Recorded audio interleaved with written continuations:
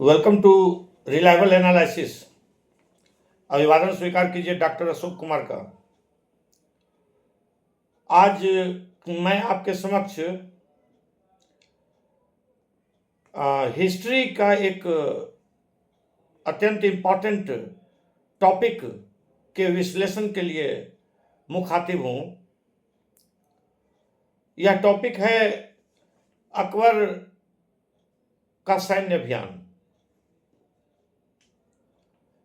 अकबर के सैनिक अभियानों से संबंधित क्वेश्चन हमेशा विभिन्न परीक्षाओं में पूछे जाते हैं और इस कारण से कई विद्यार्थियों का आग्रह था कि अकबर के सैन्य अभियानों का विश्लेषण एक वीडियो के माध्यम से किया जाना चाहिए, जिसके बाद मैंने इस वीडियो में अकबर के साम्राज्यवादी अभियानों, सैन्य और रणनीतिक अभियानों के विश्लेषण का निश्चय किया।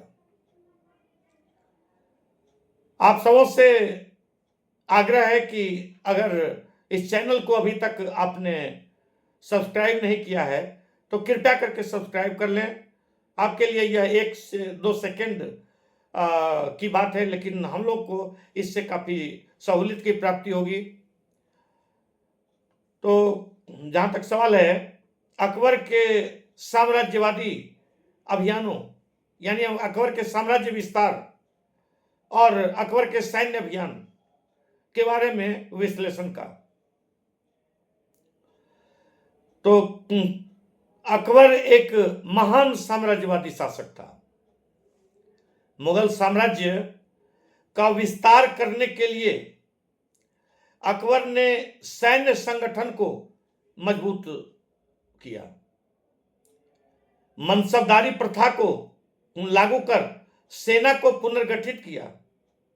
उसने तोपखाने और भारी हथियारों का प्रभावी ढंग से उपयोग करके अपनी सैन्य शक्ति बढ़ाई। अकबर ने भारत में मुगल साम्राज्य का विस्तार करने के लिए कई शक्तिशाली सैन्य अभियान चलाए। अकबर के सैन्य अभियानों ने मुगल शासन को अत्यंत शक्तिशाली बनाने का कार्य किया और भारतीय उपमहाद्वीप में मुगल सत्ता का विस्तार संभव हो सका। अकबर के प्रमुख सैनिक अभियानों और रणनीतियों के अंतर्गत सबसे पहला हम लोग जिसका विश्लेषण करने जा रहे हैं, प्रथम अभियान, वो अभियान 1561 ईस्वी में अकबर ने प्रारंभ किया। 1561 ईस्वी के इस प्रथम अभियान में अकबर ने मालवा में चढ़ाई की। मालवा का यह अभियान था। इस समय यहां का शासक बाज बहादुर था तथा मुगल सेना की तरफ से इस अभियान का नेतृत्व आजम खां, पीर मोहम्मद अब्दुल्ला खां उज्बेक थे।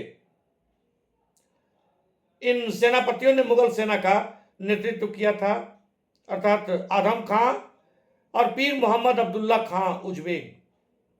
इस अभियान में बाज बहादुर की हार हो गई। इससे पहले भी कुछ लोग अकबर के सैनिक अभियानों के अंतर्गत पानीपत के दूसरे युद्ध की चर्चा भी करते हैं। 1556 ईस्वी में सेकेंड बैटल ऑफ पानीपत यानी पानीपत का दूसरा युद्ध हुआ था। इसमें अकबर की जीत हुई थी, किंतु इस युद्ध में अकबर की दरअसल जीत नहीं हुई थी, बल्कि उसके संरक्षक बैरम खान की जीत हुई थी और बैरम खान ने ही इस युद्ध का नेतृत्व किया था। अकबर इस युद्ध में मात्र एक रणनीतिक मोहरे के रूप में था और बैरम खान ने ही समूचे युद्ध का संचालन किया था। किंतु इतना निश्चित है कि 1556 ईस्वी के सेकेंड बैटल ऑफ पानीपत यानी पानीपत के दूसरे युद्ध का परिणाम दूरगामी हुआ था। इसके कारण से भारत में मुगल साम्राज्य की सत्ता अस्थायित्व प्राप्त कर सकी थी। अकबर का दूसरा साम्राज्यवादी अभियान था 1561 ईस्वी में ही यह चुनार का अभियान था। इस अभियान में मुगल सेना का नेतृत्व आसफ खां कर रहा था। इसमें मुगल सेना को सफलता की प्राप्ति हुई।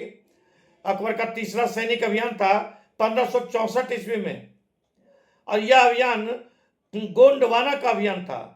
मुगल साम्राज्य का नेतृत्व और मुगल सेना का नेतृत्व आसफ खान ने किया तथा वीर नारायण को हरा दिया। वीर नारायण की संरक्षिका दुर्गावती थी।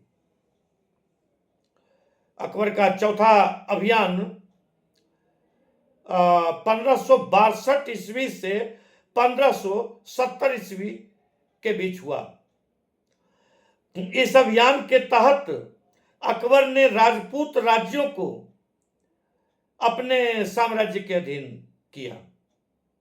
अकबर ने राजपूतों को सिर्फ सैन्य विजय के माध्यम से पराजित करने का कार्य नहीं किया, बल्कि मैत्रीपूर्ण संबंध और विवाह की नीति के माध्यम से अकबर ने राजपूतों को अपने साथ करने, अपने अधीन करने और राजपूतों की सैनिक शक्ति का उपयोग करने की दूरगामी नीति के ऊपर कार्य किया।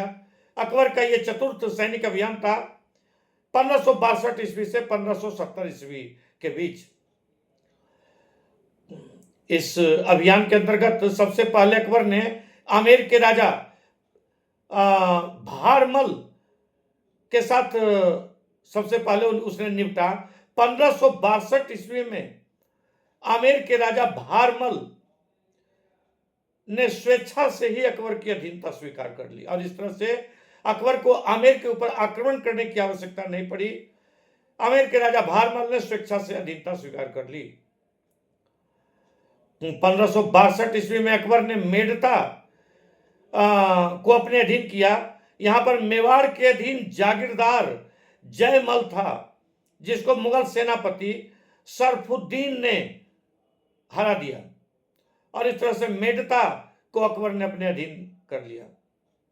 1568 ईस्वी में अकबर ने मेवाड़ के ऊपर आधिपत्य स्थापित करने में सफलता प्राप्त की। इस अभियान का नेतृत्व स्वयं अकबर ने किया था। इस समय यहां का शासक राणा उदय सिंह था। अकबर का अन्य अभियान जो था राजपूतों के विरुद्ध, इसके अंतर्गत हल्दी घाटी का युद्ध 1576 ईस्वी में हुआ। हल्दी घाटी का युद्ध, इस अभियान का नेतृत्व महाराणा प्रताप के विरुद्ध हुआ था, और इसमें मुगल सेना का नेतृत्व कर रहे थे आसफ खान और मान सिंह। आसफ खान और मान सिंह की जीत हुई हल्दी घाटी के युद्ध में, और महाराणा प्रताप की हार हुई थी। राजपूत राज्यों के अंतर्गत रणथंभौर एक उल्लेखनीय राज्य था। 1569 ईस्वी में अकबर ने रणथंभौर को अपने अधीन करने में सफलता प्राप्त की। इस अभियान में राजा सुरजन राय हाड़ा के विरुद्ध अकबर तथा सेनापति भगवान दास ने मुगल सेना का नेतृत्व किया था। अकबर ने कालिंजर के किले पर भी चढ़ाई की। 1569 ईस्वी में इस अभियान में मुगल सेनापति थे मजनू खान। मजनू खान ने कालिंजर के शासक रामचंद्र के विरुद्ध इस सैन्य अभियान का नेतृत्व किया, और इसमें कालिंजर के किले के ऊपर अकबर का आधिपत्य स्थापित हुआ। अकबर ने मारवाड़ के विरुद्ध सैनिक अभियान किया। 1570 ईस्वी में मारवाड़ के शासक चंद्रसेन मालदेव के पुत्र थे, ने स्वेच्छा से ही अकबर की अधीनता स्वीकार कर ली, और इस प्रकार से स्वेच्छा से अधीनता स्वीकार करने के कारण मारवाड़ स्वतः अकबर के अधीन आ गया। अकबर का अगला सैनिक अभियान राजपूत राजाओं के विरुद्ध जो था वो था जैसलमेर। जैसलमेर में अकबर का अभियान हुआ 1570 ईस्वी में। अकबर ने यहाँ के शासक हर राय को अपने अधीन लाने में सफलता प्राप्त की।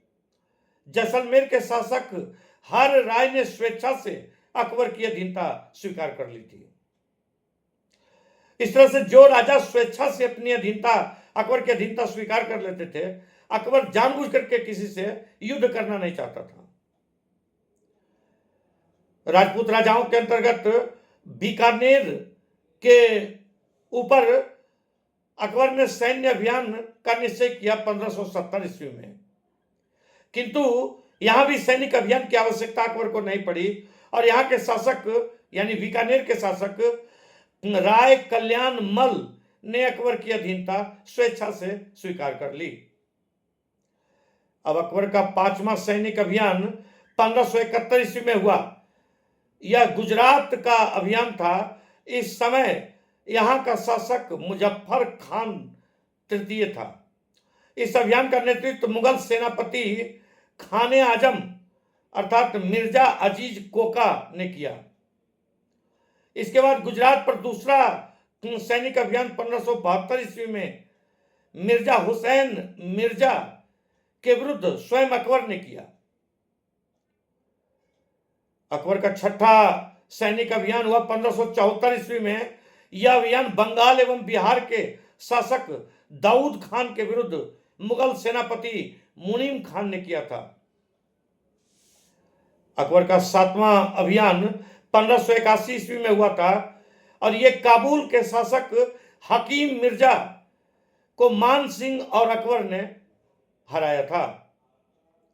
अकबर का 8वां सैनिक अभियान 1586 ईस्वी में हुआ था और इसके अंतर्गत कश्मीर के शासक यूसुफ खान याकूत खान को मुगल सेनापति कासिम खान तथा भगवान दास ने हरा दिया और इस तरह से कश्मीर के ऊपर भी आधिपत्य स्थापित कर लिया। अकबर का 9वां सैनिक अभियान था 1591 ईस्वी में। सिंध के शासक जानी बेग को मुगल सेनापति अब्दुल रहीम खाने खाना ने पराजित किया। अकबर का 10वां सैनिक अभियान था 1590 से 1591 ईस्वी में। इस अभियान में उड़ीसा के शासक निसार खान को मुगल सेनापति मान सिंह ने हराया। अकबर का 11वां सैनिक अभियान था 1595 ईस्वी में। इस समय अकबर ने बलूचिस्तान के शासक पन्नी अफगान को मुगल सेनापति मीर मासूम के माध्यम से पराजित करने में सफलता प्राप्त की। अर्थात मुगल सेनापति मीर मासूम ने बलूचिस्तान के शासक पन्नी अफगान को पराजित कर दिया। अकबर का 12वां सैनिक अभियान 1595 ईस्वी में ही हुआ और कंधार के शासक मुजफ्फर हुसैन ने मुगल सूबेदार शाहबेग को स्वेच्छा से किला सौंप दिया और इस तरह से मुगल सूबेदार शाहबेग को स्वेच्छा से किला सौंप दिए जाने के कारण अकबर को इस 12वें अभियान में 1595 ईस्वी में मुजफ्फर हुसैन के विरुद्ध सैनिक कार्रवाई करने की आवश्यकता नहीं पड़ी। अकबर का 13वां अभियान था, ये दक्षिण का अभियान था और इस अभियान में सबसे पहले खानदेश 1591 ईस्वी में खानदेश के शासक अली खान ने स्वेच्छा से अकबर की अधीनता स्वीकार कर ली थी। 1597 ईस्वी से लेकर 1600 ईस्वी के बीच अकबर ने अहमदनगर के बहादुर निजाम शाह चांद बीबी की संरक्षिका को शाहजादा मुराद और अब्दुल रहीम खाने खाना ने पराजित कर दिया। असीरगढ़ दक्षिण के अंतर्गत असीरगढ़ के ऊपर अकबर का अभियान 1601 ईस्वी में हुआ। मीर बहादुर को पराजित किया गया और यह अकबर की अंतिम विजय थी। 13वां विजय अर्थात दक्षिण के अभियान के प्रमुख उद्देश्य थे एक अखिल भारतीय साम्राज्य की स्थापना करना, भारत में मुगल साम्राज्य के विस्तार को पूर्णता प्रदान करना तथा पुर्तगालियों के बढ़ते हुए शासन या प्रभाव को कम करना और पुर्तगालियों को समुद्र तक वापस धकेलना, पुर्तगालियों को भारत की स्थल सीमा से वापस खदेड़ना। अकबर के इन सैनिक अभियानों का विश्लेषण करने से यह प्रतीत होता है कि अब अकबर एक महान सैन्य करता था और महान साम्राज्यवादी शासक था। उसे अपने साम्राज्यवादी अभियानों में काफी सफलता की प्राप्ति हुई।